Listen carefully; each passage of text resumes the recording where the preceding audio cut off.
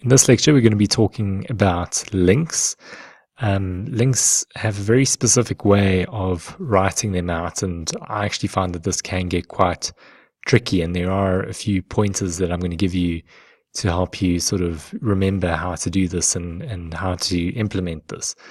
But essentially, there are two link styles in Markdown, those being inline and reference. And the way in which I try and remember the difference between these is that inline is really where you are just literally using, or where you're basically placing a link within one sentence, for example, where you don't have a link repeating throughout the page.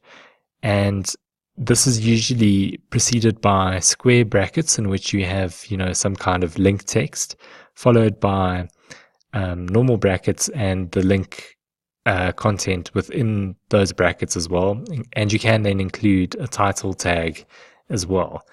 Whereas your reference links work a little bit differently. You basically are outputting an ID, a bit like a variable, and you're then referencing that variable in different parts of the text, so it helps you to repeat a link over and over again. So let's just kind of run over the two examples of links, and I'm just going to open up my Markdown editor once again. And so let's start with an inline link reference. So let's say that I'm going to link to the search engine Google. Right, so I'm going to type out some text. And this is where I'm going to start with my link. So as you can see, I'm writing the link text in the square brackets. Now I'm going to include normal brackets with my link in there. So let's point to the google.com website. Put a full stop at the end of it. And there you see. So this is how you output a link in very simple terms. Now the other thing that I can do is also basically have some hover over text. So let's say that I want my hover over text to be Google. So when I hover over the link, you'll then see that alternative text referring to Google pops up. So that is a very simple example of an inline link reference. Now let's say that I wanted to basically link to something in several places. So this is where I'm going to have a normal reference link. So the first thing that I'm going to do is almost create the link that I want to create, which will be repeated throughout the page.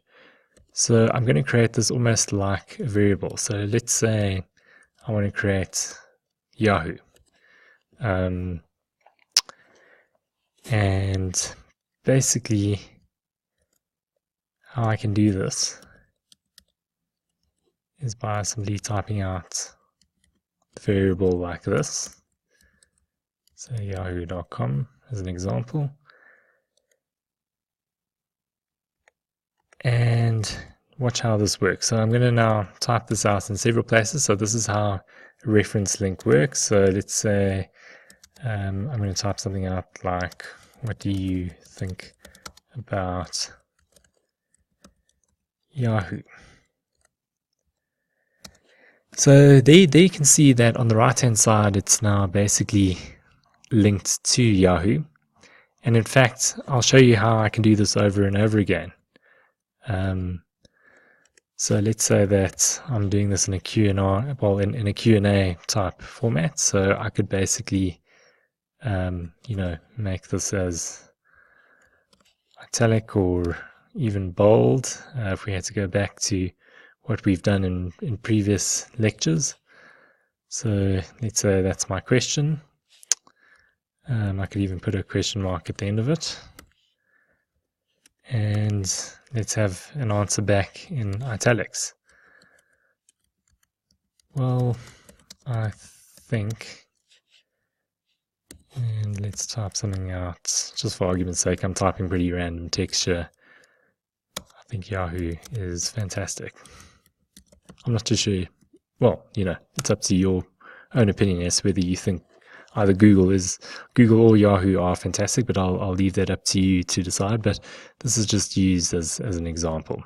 So here you can see that this now links straight through to the Yahoo page, and this of course links to Google. So as you can see, this is how the logic of links work on Markdown. And the other thing that I probably should illustrate as well is that you can even have hover over text as well with that. So let's just do this very quickly. As an example, yeah, there you go. There you can see how it works. And if I had to dive into what this actually sort of looks like on the page itself, we can probably,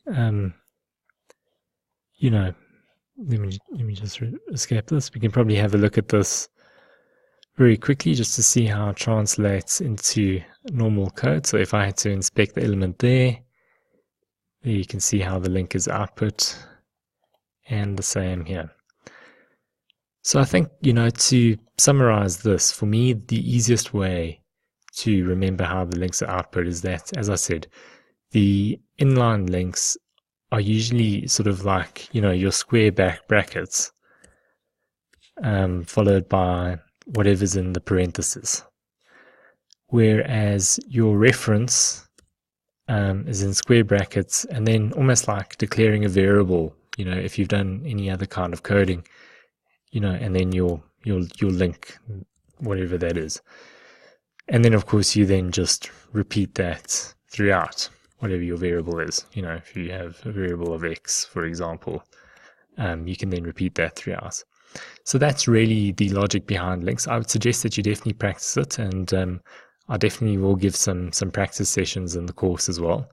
I find this to be probably one of the more trickier parts, but it is quite simple and logical, as you can see. And once you start doing more of it, you'll pick it up very quickly.